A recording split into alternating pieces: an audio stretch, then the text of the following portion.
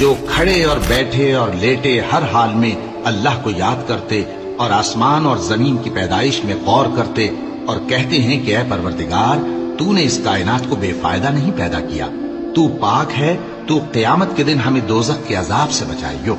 ऐ परवरदिगार, जिसको तूने दोज़ख में डाला उसे रुस्वा किया और जालिमों का कोई मददगार नहीं होगा। ऐ परवरदिगार, हमने एक पुकारने वाले को सुना कि ईमान के लिए पुकार रहा था कि अपने परवरदिगार पर ईमान लाओ, तो हम ईमान ले आए।